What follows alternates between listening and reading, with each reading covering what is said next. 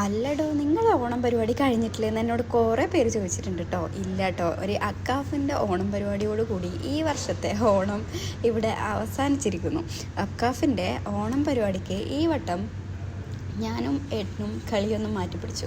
Usually നമ്മൾ ആരെങ്കിലും ഒരാൾ അതിൽ ഏതെങ്കിലും ഒരു ഐറ്റത്തിന് എന്തായാലും ഉണ്ടാവാറുണ്ട്. അപ്പോൾ ഈ വട്ടം ഏട്ടൻ പറഞ്ഞു നമുക്ക് കുഞ്ഞിപ്പെണ്ണ് ഇറക്കാമെന്ന് പറഞ്ഞു. പിന്നെ ഈ വട്ടം ഞാൻ എന്തായാലും ഇല്ലയെന്ന് നേരത്തെ പറഞ്ഞിട്ടുണ്ടായിരുന്നു.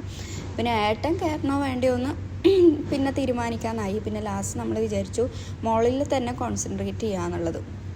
അങ്ങനെ കുഞ്ഞിപ്പെണ്ണിയാണ് ഈ വട്ടം നമ്മൾ കിഡ്സിൻ്റെ ബിലോ 5 ഈ ഒരു മലയാളി മംഗ കോമ്പറ്റീഷന് വേണ്ടിയിട്ട് നമ്മൾ പാർട്ടിസിപ്പേറ്റ് ചെയ്യിപ്പിച്ചത്. അത് കോമ്പറ്റീഷനല്ല, ബിലോ 5 ജസ്റ്റ് ഒരു വോക്ക് മാത്രമായിരുന്നു.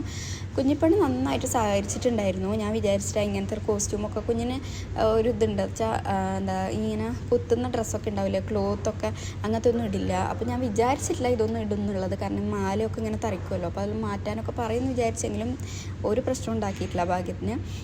ഭയങ്കര മേക്കപ്പൊന്നും ചെയ്തിട്ട് കൊടുത്തില്ല, ജസ്റ്റ് ഒന്ന് ബ്ലഷ് ഇട്ട് കൊടുത്തു, കണ്ണെഴുതി കൊടുത്തു, പൊട്ടിട്ട് കൊടുത്തു. പക്ഷേ അതൊക്കെ ചെയ്തപ്പോൾ മര്യാദക്ക് നിന്ന് വന്നിട്ടുണ്ടായിരുന്നു, അതിന് എന്തോ ഭാഗ്യം. പിന്നെ അവിടെ എത്തിയപ്പോൾ ഭയങ്കര എക്സൈറ്റ്മെൻ്റ് ആയിരുന്നു.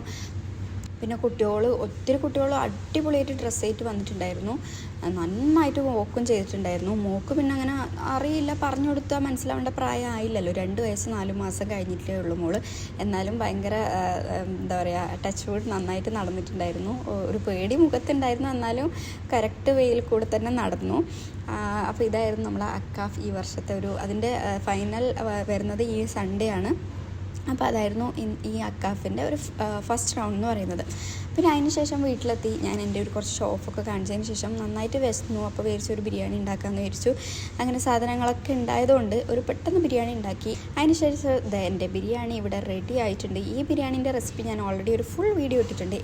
അങ്ങനെ ബിരിയാണിയൊക്കെ കഴിച്ച് ബിരിയാണീൻ്റെ ക്ഷീണമൊക്കെ മാറ്റാൻ വേണ്ടി ഒന്ന് ഉറങ്ങി, അതിന് ശേഷം എണീറ്റു. അപ്പോൾ ഇതായിരുന്നു ഒരു കുഞ്ഞു വിശേഷം.